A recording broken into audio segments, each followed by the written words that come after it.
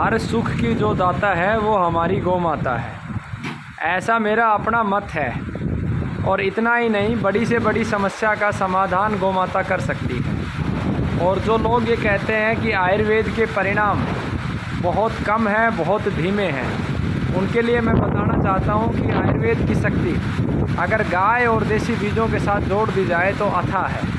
आज मेरे साथ एक व्यक्ति है जिसके घर पर दमे का रोगी था, काफ़ी समय से ग्रसित था, और क्या डॉक्टर कहते थे और क्या परिस्थिति थी, इसका मूल्यांकन आप कीजिए। साथ में आप ये भी निर्णय लीजिए कि हमें गाय को बचाना चाहिए या नहीं बचाना चाहिए। वंदे मातरम भाई जी। कहाँ के रहने वाले हैं आप? मैं भरतपुर से हूँ, राजस्थान। आपके पिता को दमे की शिकायत थी? हाँ जी। और कितना पुराना दमा था? ये करीब 6-7 साल पुराना था। और किस विधि से आपका दमा ठीक हुआ? तो आंकड़े की जड़ जो आपका यूट्यूब हमने देखा, उसी विधि से हमने वो औषधि तैयार की और उसी विधि से उनको खिलाया, तो 1-1.25 महीने में जाके बिल्कुल सही हो गए। बिल्कुल ठीक हो गए। और उस बीमारी के लिए एलोपैथी के डॉक्टर क्या कहते थे? वो कहते थे कि ये बीमारी तो दम के साथ ही ख़त्म होगी, तो जब तक दम है तब तक दमा रहेगा। अच्छा, ये मत था एलोपैथी के डॉक्टरों का कि जब तक दम जाएगा तब ही बीमारी खत्म होगी। तो आप ये देखिए, गौ माता की और प्रकृति माँ की ये अद्भुत कृपा है। तो आपको क्या कभी उम्मीद थी कि ये बीमारी ठीक हो जाएगी?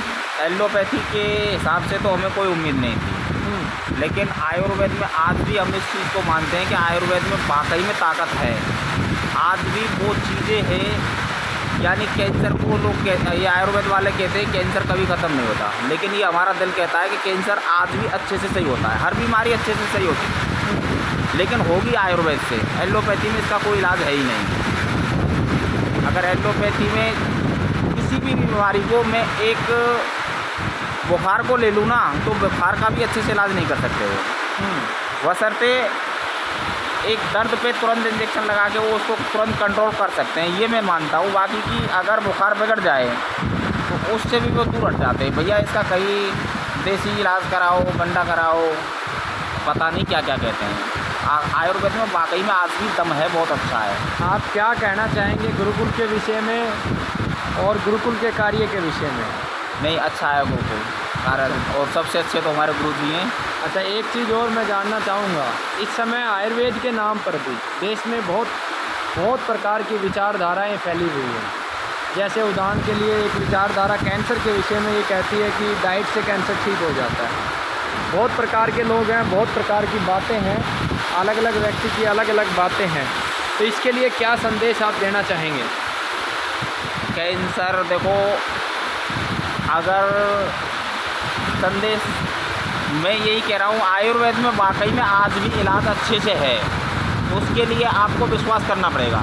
और जो आयुर्वेद के नाम पर अलग अलग प्रकार की डाइट और अलग अलग प्रकार का सिस्टम खड़े किए हुए हैं, जिनका आयुर्वेद से कोई लेना देना नहीं है, उस विषय में समाज को क्या संदेश देंगे?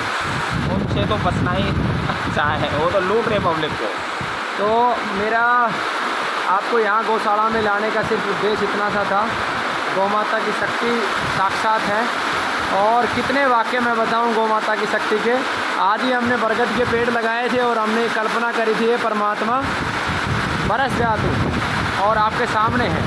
ये बात सिर्फ 1 घंटे पहले की थी। हमारे मन में ये भाव उत्पन्न हुआ कि हे ईश्वर, बारिश दे, क्योंकि पेड़ लगाए हैं और पेड़ों को पानी की सख्त आवश्यकता है। तो ये ताकत है गौ माता की, ये ताकत है आयुर्वेद की। परमात्मा से जुड़िए, प्रकृति से जुड़िए।